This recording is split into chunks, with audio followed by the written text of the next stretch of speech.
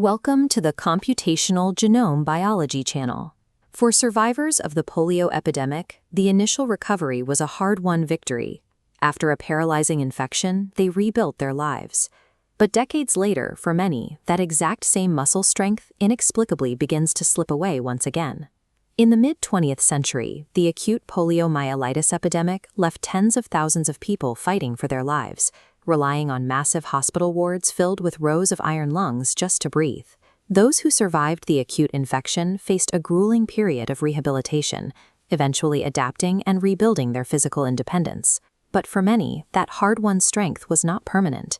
Years, often decades later, post-polio syndrome takes hold, a slow, progressive loss of muscle power, profound fatigue, and joint pain. For years, researchers blamed this late-onset weakness on metabolic overuse. The theory was that the surviving motor neurons, which had sprouted new connections to compensate for childhood damage, simply collapsed under the unsustainable metabolic weight of decades of strain. But an alternative, the inflammatory hypothesis, suggests a different culprit. This theory proposes that the patient's own immune system is actively waking up to attack nerves and muscles, driving the neurodegeneration observed in polio survivors. To test this, researchers launched a 10-year longitudinal study. By tracking a specific cohort of survivors, they aimed to determine if patients with the highest levels of inflammation in their blood were also those experiencing the fastest rate of physical decline. Identifying the true biological trigger of this deterioration is the only way to protect the remaining mobility of an aging survivor population. To obtain an accurate immune profile, the study analyzed blood plasma rather than serum. By removing blood cells prior to analysis, the team ensured that active clotting in the test tube wouldn't artificially alter or inflate the measured levels of inflammatory mediators. The biochemical results provided striking confirmation. 96% of patients exhibited elevated inflammatory mediators. A specific cascade driven by monocytes released TNF-alpha, triggering spikes of IL-6 and IL-8. Systemic TNF-alpha actively shreds protein, blocks tissue building, and drives muscle wasting. Researchers now had a map of a highly destructive, muscle-wasting inflammatory cascade coursing through the patient's veins. If systemic inflammation drove the disease, patients with high TNF-alpha should exhibit rapid decay. But 10 years of tracking revealed zero correlation.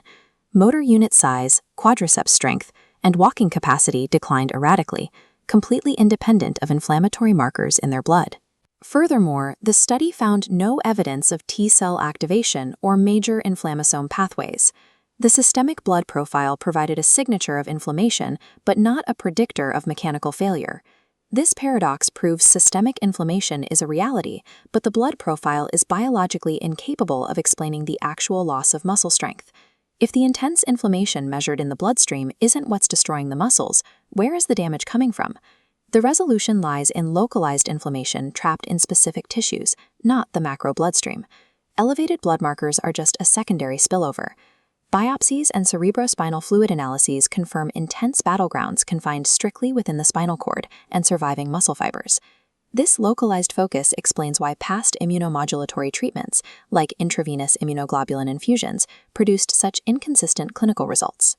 While systemic treatments can successfully clean up the bloodstream, they often fail to cross the blood-brain barrier or penetrate the specific microenvironments where the neurodegenerative damage is actually occurring.